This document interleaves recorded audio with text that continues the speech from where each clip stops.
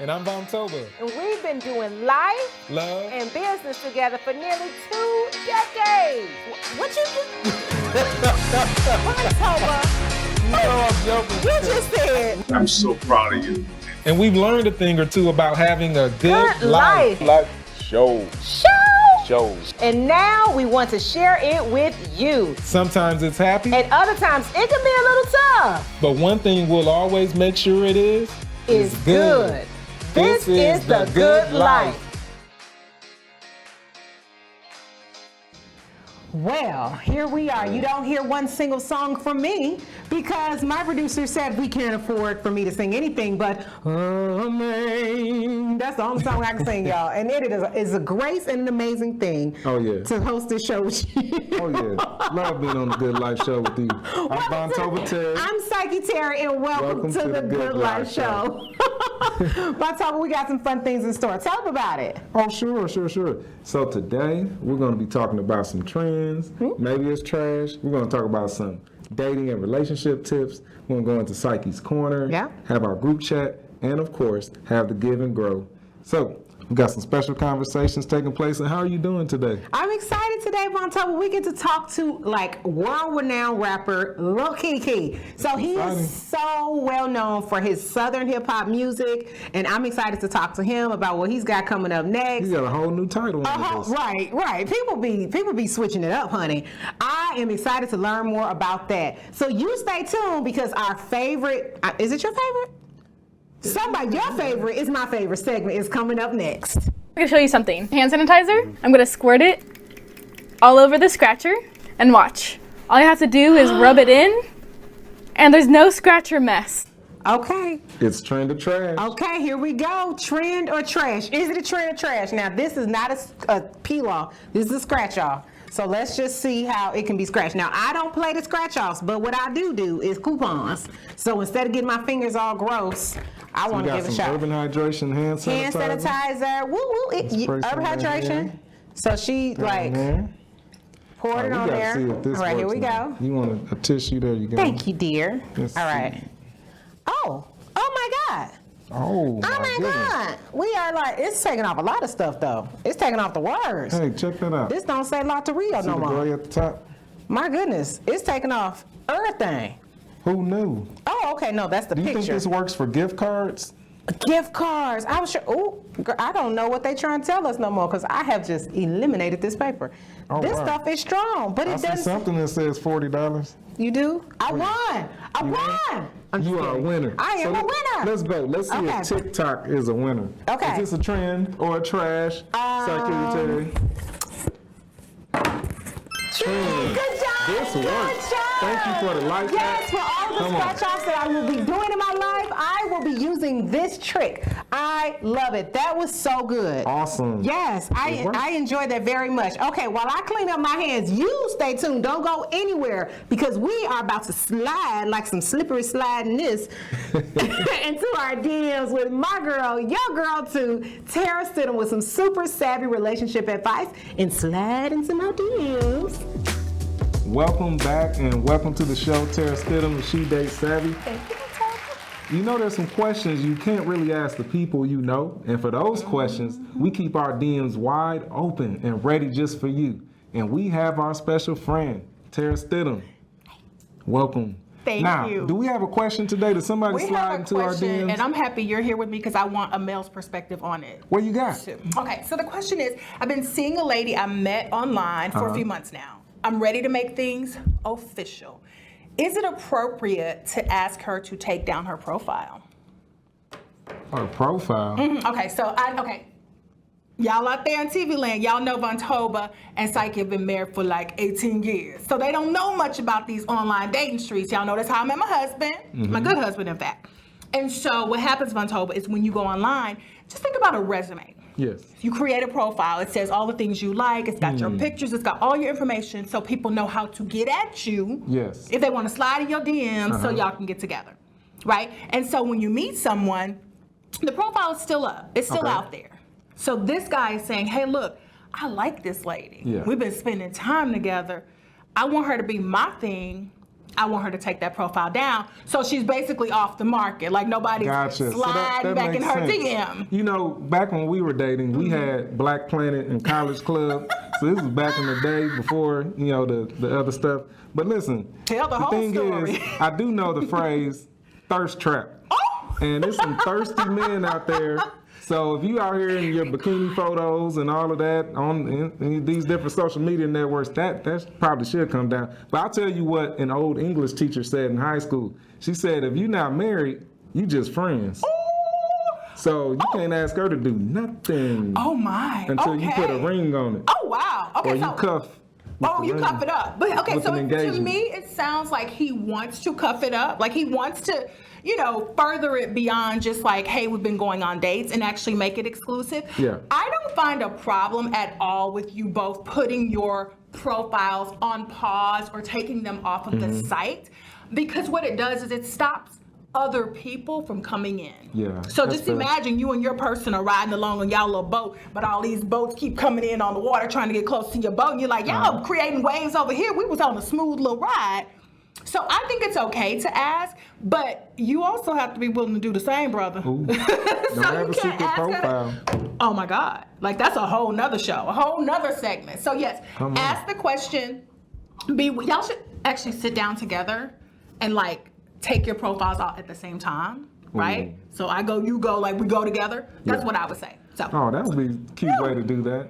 Yeah, keep us posted on how it goes. Yeah, keep us posted. Up next, when we come back, he's a legend in the Southern hip-hop game with millions of albums sold worldwide. And now he's added author to his list of talents.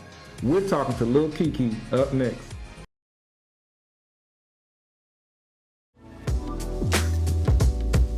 Welcome back. Well, we're on the good life. Yes, and if you know anything about Southern hip-hop, my next guest, our next guest, is no stranger to you. His iconic hit, Southside, I can't sing, is still a classic after 20 years. And now he's added motivational author to his resume. Love that. I really, really do. My goodness, we're going to have so much fun in the group chat. Come on, let's welcome Busy Life, which is why we love talking to you. We bring in so many phenomenal people like yourself, really just understand your recipe to a good life. We want to know. We know that you are humongous. I can't sing your song. My producers told me can't afford to be singing songs, but I can say Southside. Okay. So what I will do that part and we just talked about that hit, one of your big hits, and still being a hit after 25 years. When you were writing that song, did you ever envision that people would be dancing to it years later? No, I didn't. We were so much into just having fun and being in the culture. I tell people all the time our first experiences of going to Screw House, we had no idea what we were doing because it was a friendly thing. We wasn't going at a big rappers or big stars. But by the time I got to Southside, I was doing the rap thing, but I had no idea that it would be here 25 years later. Wow. 25 years later. It's a legacy. My gosh. And where does your inspiration come from for your music? My inspiration comes from my surroundings, what I came from, the people that I grew up with. And, you know, we'll be tight-knit, and just being one of the ones that was able to overcome some of the circumstances that we've been through. So I get my inspiration from my upbringing, you know, from my family, from my surroundings, my neighbor, no different than anybody else. So that always inspired me to, and just being from Texas, period. When I was growing up, we didn't have a lot of Texas hip hop stars and a lot of people who, you know, people in California, New York, they was given, you know, a little bit better opportunity to us. You know, the record companies was down the street and on the corner. We really came out of the trunk. So my inspiration was my city, my state, and my surroundings, and that's what keep me going today. Man, I love it. And you wrote your raps and now you're writing books.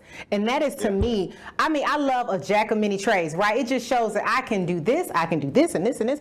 I absolutely love that. But I gotta know, for everyone that's watching and listening and wants to understand how to transition, how to do that, how in the whole world did you go from rap star to motivational, like where we're now? I'm gonna speak that into existence. Well, I'm first taking advantage of everything that my platform offers to me. I wanted to What's so crazy, it's not that much of a difference. I kind of wrote my books in the formats of high raps. What I mean by that is how I took my time with it, how I put it in my mind, and how I done it. And it started in the pandemic of me just sharing my ideas with people and what I thought in the morning. And most of the time, my platform is about what you think, what I think. I give everybody an opportunity to have a voice on my platform. And people were just pushing me to do the book thing. It was always something on my bucket list as being a writer. I love to write. I love to write music. So I was like, I want to write a book one day. But it was very difficult to put in the writing form when I started. So when I found the format in order for me to be able to do it like I do my music, it was a home run. And you know what I'm saying? I just was like, let me see if I can get this first one out. But most people thought it was going to be my autobiography. You know, they thought it was going to be about me. I wasn't ready to do that yet. So the people that got me started, they was like, don't do the autobiography yet. Just do something from your platform, which is Legend Talk, what I do in the morning. Had a big feel already to it. So, and it's been great. But the spoken word part of the book, which is the audio book, is probably doing better than the hard copies. Listen, we know a little bit about sales and product and all of that, but I am so amazed at how you went from writing to writing. I got a sixth grader now, so I just got this one for him since you motivating folks. Let's motivate that sixth grader I got. Did you always love writing? No, not like in school. I want to be. Well, you know what? I probably actually did. I wrote a lot. You know what I'm saying? I'm not into drawing or nothing like that, but I'm still a person like that. I'm a visual seer. Like, as much as I do my bills online, I still have to write them down to make it visual. So I'm still a visual goal writer. I write a lot. I'm talking about to the point, and I'm very quick with it. So with my music, it's a little different because I'm real quick with my music and I don't keep music. Somebody just asked me today that I have some raps from a long time ago, which would be great, but I don't have any. But when it came to this right here, even though I did it in a different format to write the book, I still had to write it out in order for me to be able to say it. So as much as I want to say I grew up loving it, I do love it. That's great. And this is volume 1 of your book. How many more volumes should we expect in your collection for future books? I'm going to do at least volumes of Legend Talk, and then I'm going to do the autobiography. That way, and by the time I get through with those 3, I really have the hand. You know, this was my first time getting a chance to be a New York bestseller and coming in at number 20-something the first week. This was crazy. You know what I'm saying? This was, I was like, man, I can't believe this happening to me. So in order to be able to do that, now I kind of got the hang of it, which way I want to go, how to approach it. So I want to get 2 or 3 of these out, you know, because I can see my mistakes, where I made this, where I made that. But I'm a person that just loves to finish. So just getting it done and getting it out and being here to share it with you was a great accomplishment for me off the top. Well, we want to know how people can find your book and follow you online. Where can we learn more? You can follow me. You can find the book.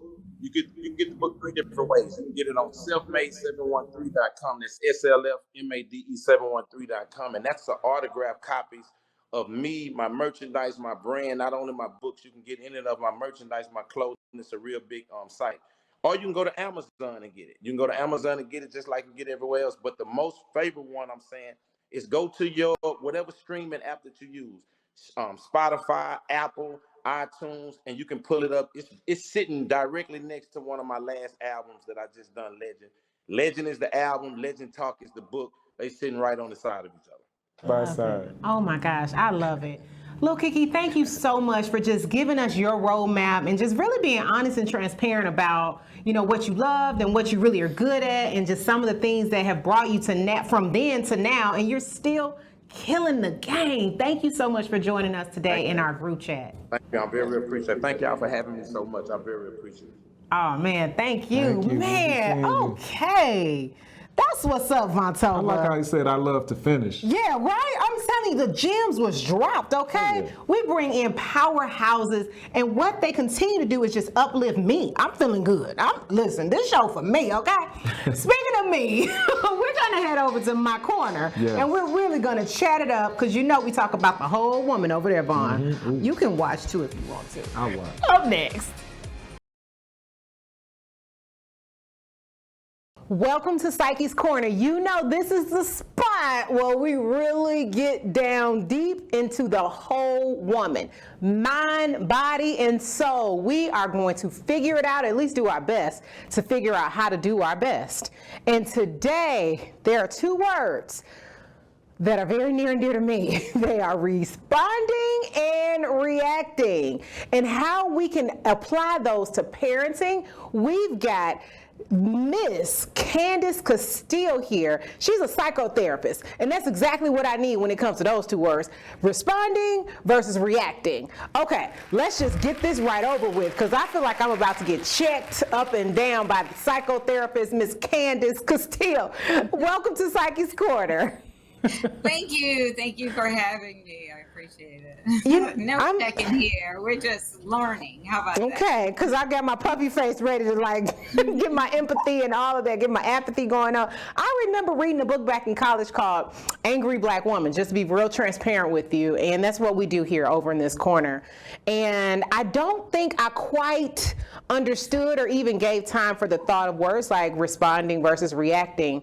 And I definitely want to think about being a parent. So please talk to me about just the word, the difference, and how I can bring that into parenting right now. I don't have teenagers, but some of us do, and they can be a bit moody. I do know that. Absolutely. Well, responding versus reacting, I think, as parents, as our kids grow, we continue to want to, when they're little babies, when they're crying, we teach them how to self-soothe themselves, right? And self-regulate is what we call it. So typically when a kid cries, we go, shh, give them lots of hugs and nurturing and teaching them that it's safe to have feelings and emotions. When we react to a situation, like let's say a kid comes up and say, Mom, I'm feeling really depressed. I'm really feeling sad right now. So we could either react by saying, what do you have to be depressed about? What are you talking about? You have all of this. You're depressed. If you wouldn't hang with Candice, I'm certain you wouldn't be feeling this way, correct? So that's a reaction, which is teaching the kids that it's not really safe to have this emotion, right? So when we respond, we'd say, well, I really thank you. I appreciate you sharing that with me. It must have been really difficult for you to, share with me. And I thank you for that. So you're letting them know that it's a safe space to share that emotional response with you, especially as parents. What do we say all the time? I want you to come to me for everything. I want you to be able to talk to me. And so we could either shut them down or again, create that safe space for them to be able to open up and have that emotion, safe emotion with us.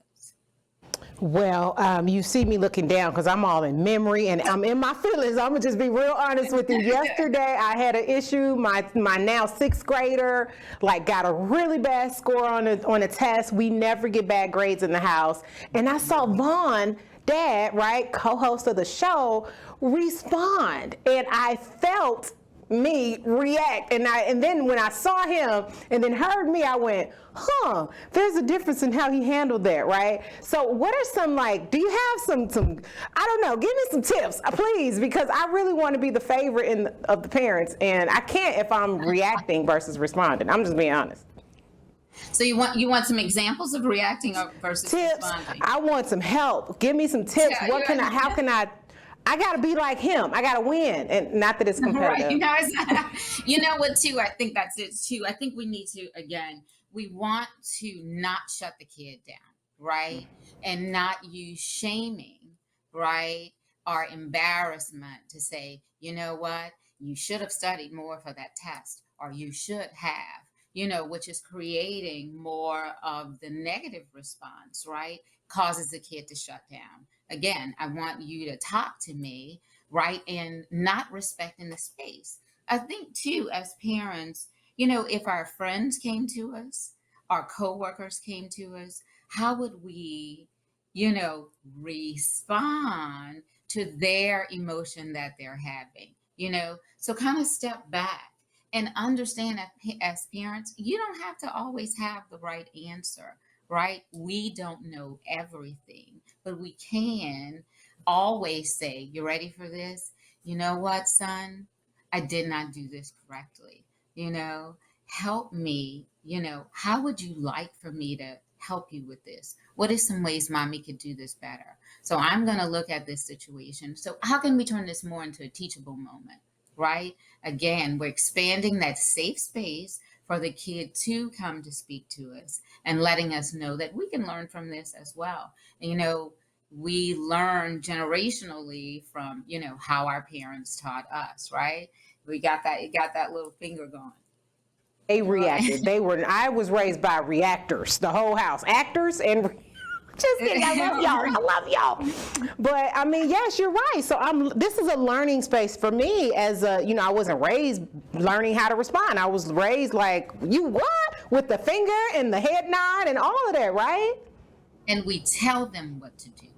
Yeah. Right? Yeah. We become overreactive, or we say, just give it to me. I'm going to do it myself. Mm-hmm. Instead of, again, saying, okay, how would you like for me to handle this situation? That's Give the kid the power, in the sense to say, all right, what is a way that we can work through this? What works for you?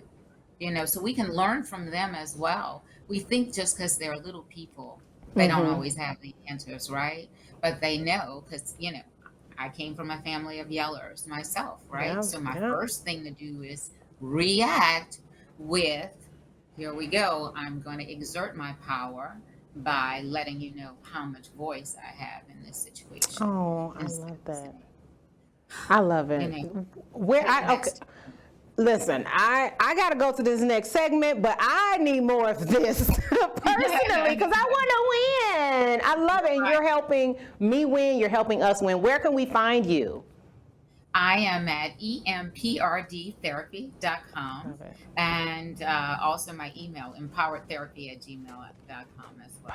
Perfect. Avoid the power struggles. The power struggles. Okay. That's it. Thank you so much, Candice Castille. Oh my gosh, I love it. Okay, y'all, we have just heard fantastic information on how to become a better person in the whole world. And now I'm going to help you figure out how you can better manage. Well, I'm not going to help you. I'm going to send you over to a guy that can help you manage debt. Really, really good. Vontoba is amazing. In his next segment, Give and Grow.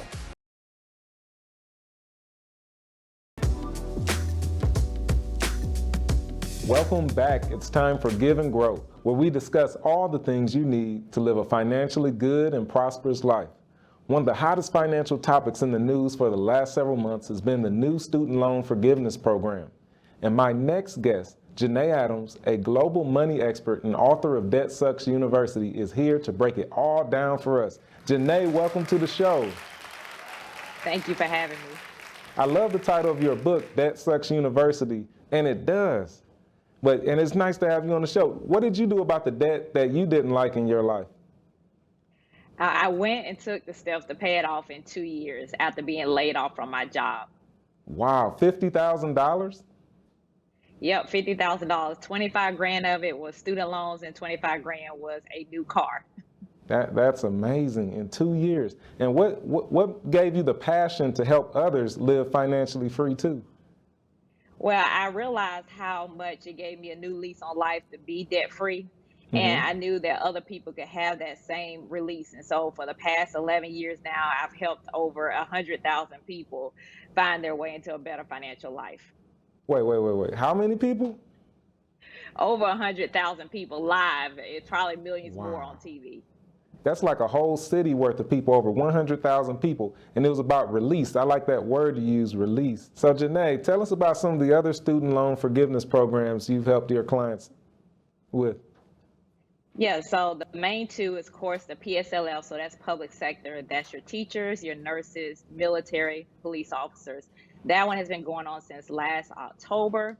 And those are the ones that you can get complete student loan forgiveness. The other one is the most recent one that everybody is talking about, and that is Biden's campaign promise of $10,000 student loan forgiveness for every federal student loan borrower, as long as you meet the income threshold, and then 20 grand for those that were on Pell Grants. Wow, that's a good amount of money. That can change some people's lives. And where can people get your books, your information, and keep up with you online to learn more? Definitely. You can follow me on debtsucksuniversity.com. That's my website. And both of my books, Debt Sucks University and The Money Attractor, is on Amazon. The Money Attractor. Thanks for coming to the Good Life Show, Janae. Everyone out there, be sure to connect with Janae online. And if you overcome debt or have a financial question for me, send me a video and I will answer. Or you can hit us up on Facebook or Instagram. I'm at Vontoba, or drop me an email, vontoba@uiglobalbrands.com. Please be sure to support Janae Adams. If you have student loan debt, get educated and check out other resources. Up next, we're going to have some final thoughts and we'll be right back. What a show. That was so good, Vontoba. We had amazing guests. Thank you for our amazing guests today. Thank you for joining us. That's a wrap. It's a wrap. Woo! Bye, y'all. See you next time.